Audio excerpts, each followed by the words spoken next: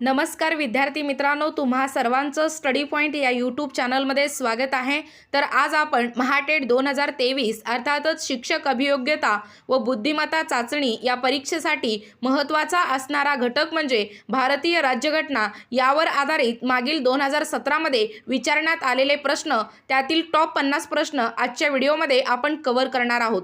चला तर मग वेळ वाया न घालवता व्हिडिओला सुरुवात करूया पहिल्या प्रश्नापासून।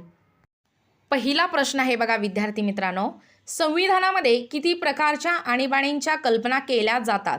तर बघा खाली ऑप्शन दिलेले आहेत, तर योग्य उत्तर आहे 3 प्रकारच्या आणीबाणींच्या कल्पना ह्या संविधानामध्ये केल्या जातात।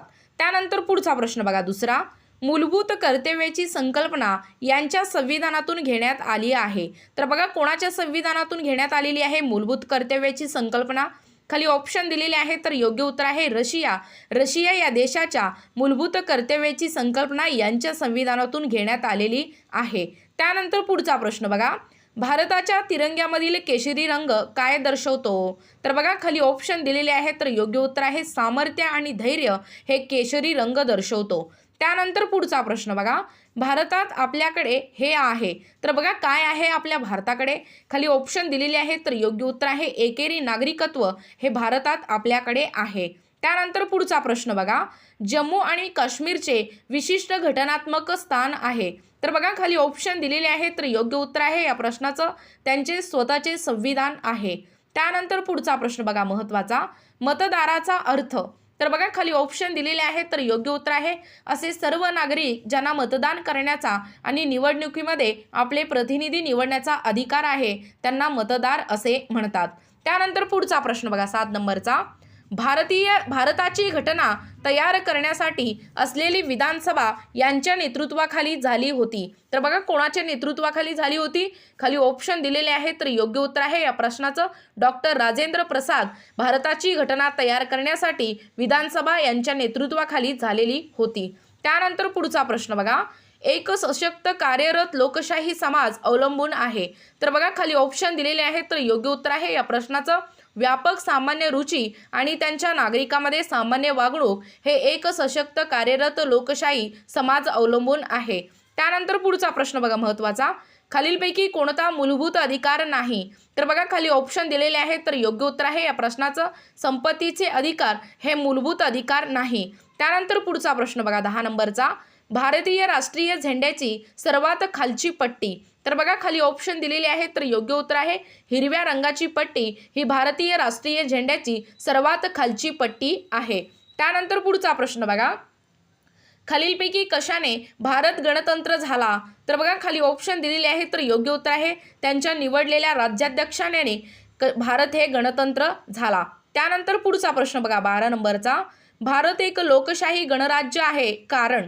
तर बघा खाली ऑप्शन दिलेले आहे, तर योग्य उत्तर आहे राज्याचे प्रमुख लोक निर्वाचित असतात। त्यानंतर पुढचा प्रश्न बघा, भारतीय संविधानाच्या 3ऱ्या अनुसूचीमध्ये याचा समावेश आहे। तर बघा कशाचा समावेश आहे? खाली ऑप्शन दिलेले आहेत, तर योग्य उत्तर आहे शपथ आणि प्रतिज्ञा हे भारतीय संविधानाच्या 3ऱ्या अनुसूचीमध्ये समावेश आहे। नोट डाऊन करून घ्या। त्यानंतर पुढचा प्रश्न बघा महत्त्वाचा, भारतामध्ये किती अधिकृत मान्यतेच्या भाषा आहेत? तर बघा खाली ऑप्शन दिलेले आहेत, तर योग्य उत्तर आहे 22 इतक्या मान्यतेच्या भाषा आहेत। त्यानंतर पुढचा प्रश्न बघा 15 नंबरचा, याच्याद्वारे भारत एक धर्मनिरपेक्ष राज्य घोषित करण्यात आले। तर बघा खाली ऑप्शन दिलेले आहेत, तर योग्य उत्तर आहे घटनेची प्रस्तावना याच्याद्वारे भारत एक धर्मनिरपेक्ष राज्य हे आहे हे घोषित करण्यात आलेलं आहे। त्यानंतर पुढचा प्रश्न बघा, संपत्तीचे अधिकार? तर बघा खाली ऑप्शन दिलेले आहेत, तर योग्य उत्तर आहे कायदेशीर अधिकार हे संपत्तीचे अधिकार आहे। त्यानंतर पुढचा प्रश्न बघा, भारतीय तिरंग्यामधील धर्मचक्र कशाशी संबंधित आहे असाही प्रश्न तुम्हाला परीक्षेमध्ये विचारतात।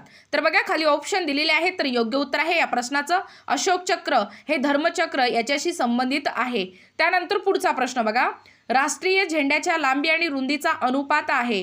तर बघा खाली ऑप्शन दिलेले आहेत, तर योग्य उत्तर आहे 2:3 हे राष्ट्रीय झेंड्याच्या लांबी आणि रुंदीचा अनुपात आहे। त्यानंतर पुढचा प्रश्न बघा, राज्याचा राज्यपाल याच्याद्वारे नियुक्त केला जातो. तर बघा कोणाद्वारे नियुक्त केला जातो? खाली ऑप्शन दिलेले आहे, तर योग्य उत्तर आहे राष्ट्रपती यांच्याद्वारे राज्याचा राज्यपाल हे नियुक्त केला जातो. त्यानंतर पुढचा प्रश्न बघा, राष्ट्राध्यक्षांनी प्रस्थापित केलेला वटहुकूम. तर बघा खाली ऑप्शन दिलेले आहे, तर योग्य उत्तर आहे संसदेच्या अधिवेशनाचे आयोजन झाल्यापासून 6 आठवडे पूर्ण झाले की रद्द होईल. त्यानंतर पुढचा प्रश्न बघा, सरकारच्या संसदीय स्वरूपाचे सर्वात महत्त्वाचे वैशिष्ट्य आहे. तर बघा कोणतं वैशिष्ट्य आहे महत्त्वाचं? खाली ऑप्शन दिलेले आहे, तर योग्य उत्तर आहे या प्रश्नाचं कार्यकारी मंडळाची जबाबदारी ही सरकारच्या संसदीय स्वरूपाचे सर्वात महत्त्वाचे वैशिष्ट्य आहे.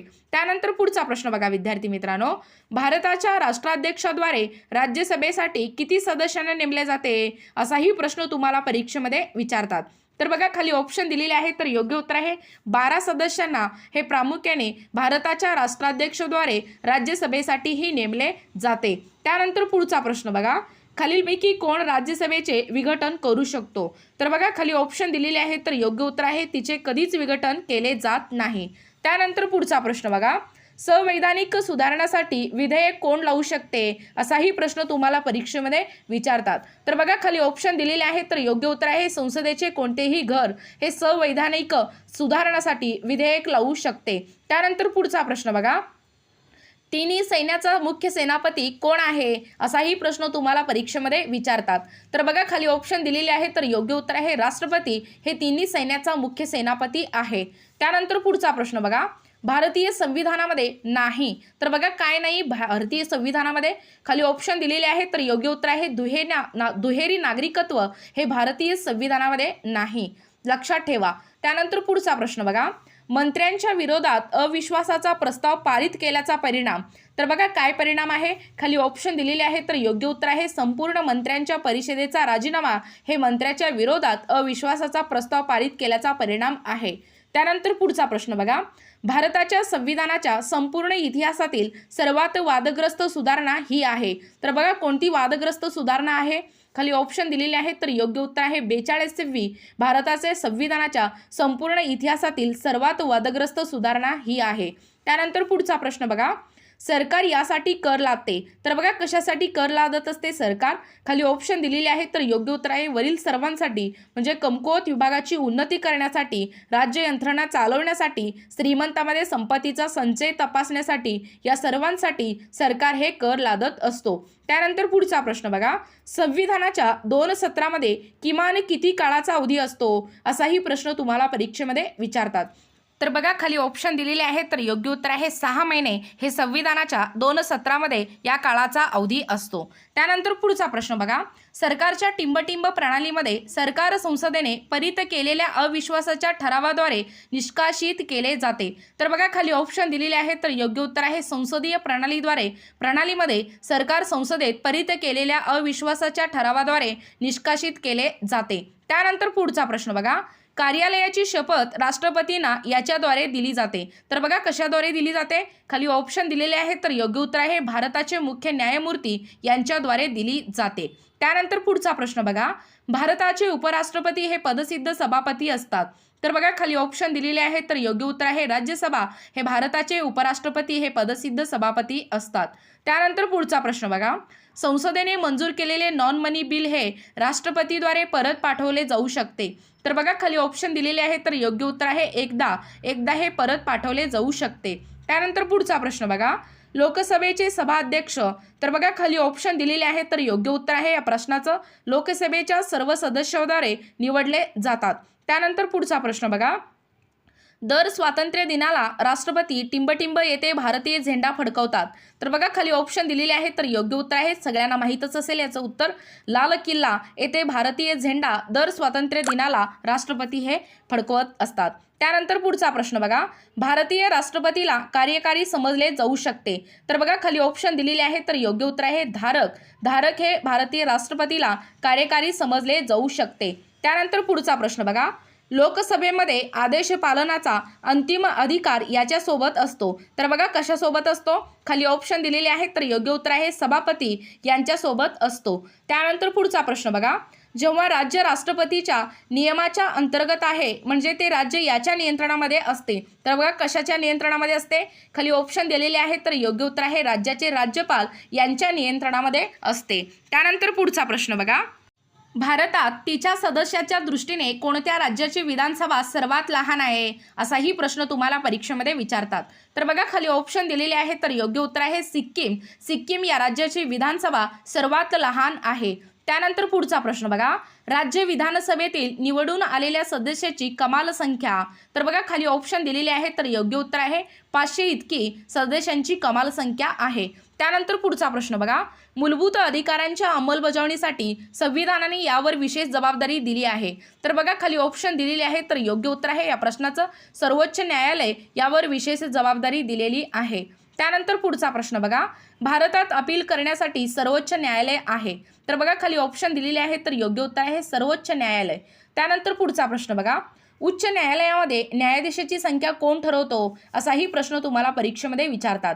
तर बघा खाली ऑप्शन दिलेले आहेत, तर योग्य उत्तर आहे भारताचे राष्ट्रपती हे उच्च न्यायालयामध्ये न्यायाधीशाची संख्याही ठरवत असतात. त्यानंतर पुढचा प्रश्न बघा, खालीलपैकी कोणते सर्वोच्च न्यायालयाबद्दल सत्य नाही? तर बघा खाली ऑप्शन दिलेले आहेत, तर योग्य उत्तर आहे या प्रश्नाचं ते संविधान सुधारणा करू शकते हे या ठिकाणी सर्वोच्च न्यायालयाबद्दल सत्य नाही. त्यानंतर पुढचा प्रश्न बघा, उच्च न्यायालयामध्ये मुख्य न्यायमूर्ती आणि इतर न्यायाधीशांना कोण नियुक्त करतो? असाही प्रश्न तुम्हाला परीक्षेमध्ये विचारतात. तर बघा खाली ऑप्शन दिलेले आहे, तर योग्य उत्तर आहे राष्ट्रपती यांना इतर न्यायाधीशांना हे नियुक्त करतो. त्यानंतर शेवटचा प्रश्न बघा, हॅबियस कॉर्पस सेंटोरियरी या कशामध्ये वापरल्या जाणाऱ्या संकल्पना आहेत? असाही प्रश्न तुम्हाला परीक्षेमध्ये विचारतात. तर बघा खाली ऑप्शन दिलेले आहेत, तर योग्य उत्तर आहे कायदा. कायदा यामध्ये हॅबियस कॉर्पस आणि सेंटोरियरी ह्या वापरल्या जाणाऱ्या संकल्पना आहेत. तर विद्यार्थी मित्रांनो, तुम्हाला जर आमच्या अध्यापनाचे व्हिडिओ आवडत असतील तर चॅनलला लगेचच लाईक आणि सबस्क्राईब करायला विसरू नका. धन्यवाद.